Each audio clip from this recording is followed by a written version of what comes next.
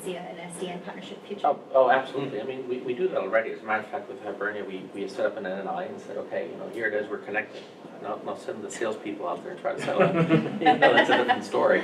But yes, you start, let's say you take some baby steps. I think, Greg is right on. If you have a smaller network and you're agile and you like to embrace technology, it's easier to, let's say, to implement. I think the type of challenges, let's say, that we have, despite the fact that we're both, let's say, subsea networks are very different than perhaps links. I mean, links is a different environment. It's a little bit in a smaller area, a little bit more controlled, but they have other, let's say, they have huge volumes, other challenges, etc. So you really need to tailor it to where you're at. You need to tailor it, let's say, to your market.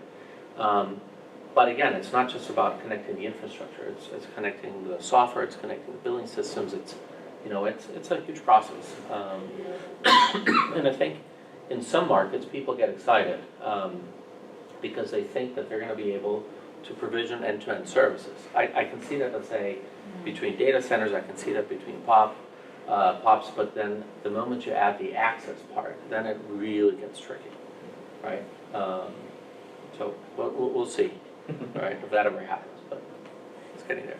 And I assume that would be one of the challenges you see of SDN in 2016, if you will. Access. I think that's a little bit further out from our perspective. 2016 plus. Yes. And I'm loving whenever we put together a roundtable. We love to get the different members of our ecosystem and what happens when you pull one string, how all the parts move. And looking down this table, we've got local and global ecosystems, and so from localization, local governments, principalities, how do you see, Richard, London, and then the pairing partners that spread globally for you? How are these new offerings impacting those local governments, principalities, in which you deliver service? Well, I mean, Links's history was it came out of the need to localise traffic in the UK. I mean, back 20 odd years ago, all the traffic would sort of UK traffic would trombone through the US and come back, and so Links came about from trying to keep traffic local. We've been true to that ever since, and we're very much about regional exchanges and local exchanges. So we launched an exchange a few years ago in Manchester to enable traffic to be kept in the north of England. We've got another exchange in Scotland, one in Wales and in Cardiff, and so we continue to promote this keep traffic local. We build our infrastructures to be high capacity but very, very localized, and so we work with all the content providers, access providers, large enterprises as well. But we promote that to enable them to participate locally in exchanges, keep traffic local. As I think we've already said, we try and enable tools that can our providers can use the Links exchange to do business with each other. And GlobeNet's Pairing Fabric has a similar model, yeah? Keeping it the traffic local? Well, what we did is we actually took a different approach, I think, and we're just starting with this. We're looking more at a distributed model because of the type of the countries that, let's say, that we serve, right? So there's different dynamics going on there, and in our case, what you'll find is a lot of, let's say, Latin American carriers, they're like, oh, we would love to peer.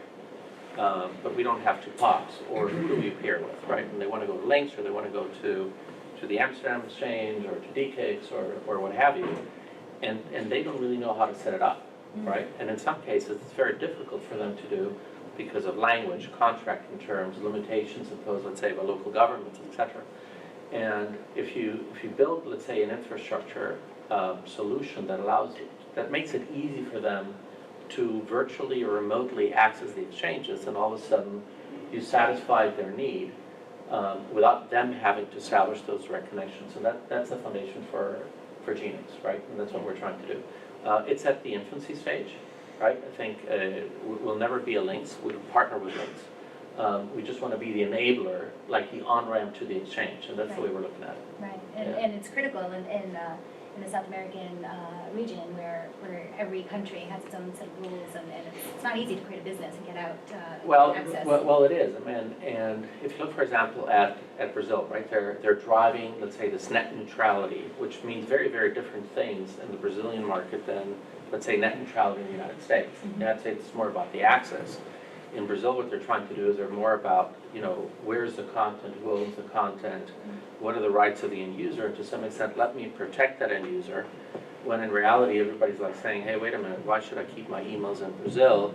I don't want the government snooping at my emails, right? So it's a complete different, let's say, discussion. And what happens there, or even in the case of Colombia, right, that many of the service providers, in particular the traditional telcos, have an investment, a government investment.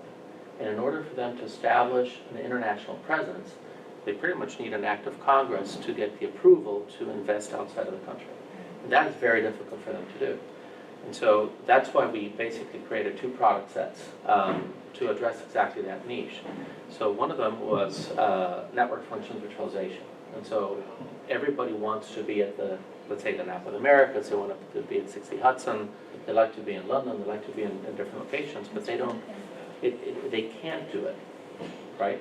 And so what we said is, look, we have all the tools, we have the infrastructure, let's create a product, a virtual product for these people so that they can have a router, they can have presence, they can have interconnect, but it's not theirs, right? So we're offering that to them, and we just launched it. And the number 1 carrier in Colombia, for example, is super excited about it. They're our launch partner, because they've been wanting to have a direct presence, let's say at the Napa of the Americas and at 60 Hudson, and eventually in Europe, but they just didn't know how to do it. Right. So they sign a contract in Colombia, they pay for it in Colombia, and yet they're virtually present, let's say, at these other locations. So we just solved a problem that works great for them. It's literally enabling the global marketplace. Absolutely. Yeah. But it's also on a more like a pay-as-you-go model. You don't need to put a big investment up front. You can actually take the service, you start subscribing. As you want to grow your bandwidth, you kind of elastic type service, it's there, it's available for you, and you can get into new markets, but at a very manageable cost base. Yeah, and for sure, Hibernia Network spreading from North America to being a Dublin-based company, and then going to Europe, and even access to Hong Kong, Singapore. Absolutely. You have a lot of experience in local government management. Yeah. Right. Yeah. Absolutely. Same sort. Absolutely. So moving on to, where are the roadblocks that you guys see? So looking in that crystal ball, what do you see as stopping us with this new way of data management? Roadblocks, difficulty. Complexity, I think. Complexity with the whole ecosystem. Yeah. I don't think there has been one true winner in the race to provide an SDN full end-to-end solution yet. I think there's a lot to be done there and a lot to evolve that story, and I think over the next year or so we'll see, will it even still be called SDN? Will it evolve into something else? Yeah. Will there be, what will win? Will it be the most technically advanced solution that becomes the winner? Or will it be the one that's easiest to integrate, easiest to facilitate and make work? There's a lot of different things that are pushing against what will win. And I think that's where we're going to see a lot of changes. Right. Yeah. Probably roadblocks. Complexity, clarity in the market. So most people that will approach this aren't going to approach it from a greenfield type approach. They're going to have an investment in a vendor, maybe multiple vendors. Not very many companies will completely open source at this stage. And so each vendor has their own roadmap about how they're going to embrace SDN and NFV. And some, once you've made an investment in that partner, in that vendor, you are somewhat locked into their roadmap. And so some of the difficulty would be, have you selected the right partner? Are they going in the same direction as your business is going in? And if you want to exit that and want to go more open source, how do you invest in the skills and the talent of the company to enable that? It's a great point. Great point. You're locked in with a partner, and you don't see them being as aggressive as you need them to be, particularly with your business needs. It's quite difficult. Eric, would you agree? Yeah, I mean, from our perspective, I'm just gonna wait for Richard and Greg to do their stuff. After that, we'll It's not take advantage America, of we that. have 3 years difference. We're gonna watch what you do, and then we won't make those mistakes. Yeah, it's brilliant. So, okay, so let's talk, it's the close of 2015. Let's talk about the coming new year, in multiple years, new year plus, 2016 plus. What do you see as predictions for these or other new carrier offerings and the opportunities that they may create? I'll start with Richard. Okay, I mean, 2016, I mean, whether it'll be 2016, 2017, I mean, for Lynx's benefit is really about, you know, embracing open source and you know, more of an agile approach. So we're engaging, as we do all the time, in research and development. We're starting to look at the sort of off-the-shelf switches, bare metal switches that are in the marketplace, and there's a lot of interesting aspects there about, you know, could we embrace them, could we build them into our network, and then obviously can we run our own operating systems on there that get away from the traditional vendors and just the traditional architecture. Could we actually do that in 2016, or is that something maybe more for 17? We'll see. But certainly we'll be making an investment in research, which will pay benefits in the years to come. Yeah. Same story for Hibernia, really. I think, you know, we're getting there. You know, yeah, the whole SDN story is getting there. But, you know, we've seen a number of carriers already with SDN stories out in the marketplace. Whether that's a full end-to-end SDN story or not, I think it's debatable. But I think, you know, there is certainly a move to some level of automation. From a Hibernia perspective, we're certainly looking at how we streamline processes, how we can adopt SDN, and looking at proof of concept activities. But yeah, I think, you know, 2016 might be ambitious. 2017, I think, Our got more year, confidence. 2017. Yeah. You gonna write it down? Sign it in? We see something similar, and I think what we're going to see in our market first is you're going to see deployment of new infrastructure first. Latin America, as I mentioned right at the beginning, we're slightly behind, let's say 2 or 3 years. There's many networks or terrestrial networks that are still using 2.5 gig technology rather than 10 gigs or 100 gigs, so they're just getting into, let's say, building bigger, stronger, more robust networks. That is also an advantage, because you put in new kit, automatically you can then go in and say, let's go from the beginning to deploy, let's say, new technology, new software, and other things. So 2016, lots of partnerships, new deployments, but I think we'll see the effect probably 3 years from now. That's my gut feel. Yeah. Any questions from our audience?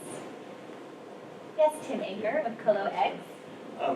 It's interesting to hear what you say about SDN, the flexibility it is offering customers, but are your back-end system, Eric, you mentioned this about, are your back-end systems that will keep up from a billing point of view? And also, what about from the customer point of view, like, can you offer new contracts and what have you? And actually also, will it open up opportunities? For example, if you have peaks in your traffic, you know, can you offer, you know, cheaper bandwidth at certain times of the day? So will it affect the products going forward as well? It's kind of interesting. So maybe affect Richard perhaps less, but, you know, talking about you from the network carrier point of view. I think it's a great question, and I believe if you happen to be in a certain area, like in the same country, and you don't have any, let's say, regulatory issues going, let's say, from state to state and stuff like that, it's going to work a lot easier, right? You can sign a master service agreement that can be part of your front end. You can have different service schedules, etc. Where it gets complicated is if you have different jurisdictions, or you have different taxes, or you have, let's say, you go across borders and so on, then the non-technical part is significantly harder to implement, let's say, than the technical side itself, right? I mean, self-provisioning has been around for a long time, but being able to do it in such a way that you can bill for it is, let's say, it's difficult, right?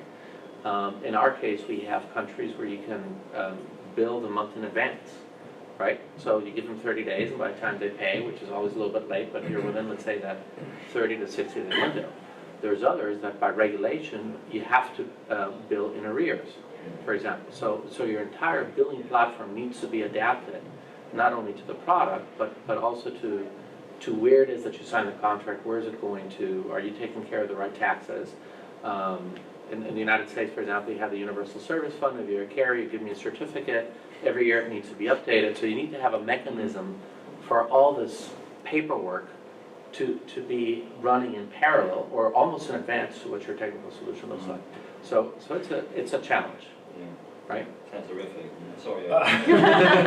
It is. I mean, it's not just the billing, but it's also the troubleshooting as well. If you're allowing your customers to dynamically alter the network, you've got to have an extremely good audit trail to understand what should be pointing at what. You know, if someone logs a fault and you want to go and understand where the problem lies, we've got to understand what services they've self-provisioned. So everything, you know, every step of the way has to be really well audited. Quite a nightmare, for sure. Yes? Yeah, hi, Dean Sheffield from Big Switch. I've been noticing that SDN's kind of bucketised into SDN for the WAN at the moment. I think you're hinting at it too, Greg, that there's SDN for the data centre, SDN for other bits and pieces of the network, and with network functions that have been virtualised likely to exist in the data centre, and obviously there's some criticality here with SDN for the WAN. Do you see one prioritised over the other, or are you looking for a combined solution? What are your sort of thoughts on this domain that we're seeing? I don't think it's going to be focused on demand. I think it will eventually go completely horizontal, right the way from the core, right the way through to the customer edge. But, you know, it's complicated. There's a lot of moving parts there. There's a lot of different operators. You know, we've got the radio access networks, we've got the core, we've got the edge compute, we've got, you know, there's a lot of elements. domains. It's right, yeah. And the solution that I've seen is the concept, and I'd be interested in your opinion on it, the concept of a controller of controllers, where there's some kind of common interface where the controllers of each of those domains could have a master controller that could sit above all of that, which is kind of the most sensible way I see that being solved for. But what are the standards likely to be? You know, are they REST APIs, or what do you see? What are your thoughts on that? So where we've come from in the network business is we've come from multi-protocol networks where everything's been distributed and we've had routing tables and everything's updated from everything else. A lot of these networks have been very much handcrafted by very experienced engineers over the years, and everything's been built up, and we have some very intelligent engineering staff out there. And we now want to give that to something that's an automated all and have one central controller. You know, that's the risk. But so you know, having some sort of centralised control and some confederation between those controllers is absolutely necessary. It's going to happen. It's going to get there, but I think it's not going to be one central controller. I think there will still be very much a distributed messaging layer and everything simplified much more than it is now, but it will never be simple that there's a pure hierarchy in one controller. Yeah, gotcha. Thank you. Richard, do you agree? Yeah, I've seen the controller of controllers approach. I think there's been some presentations over the last year on that. There's probably the need to orchestrate across multiple systems means that certainly we would approach it more of bringing the skills in house to do that orchestration with our own system development as opposed to buying in a controller of controllers. But yeah, I'm sure 5 years from now there'll be those solutions. Each business has a slightly different need, and trying to get one controller that can cover everything is going to be difficult in the short term. Right. Good question. Thank you. Any other questions?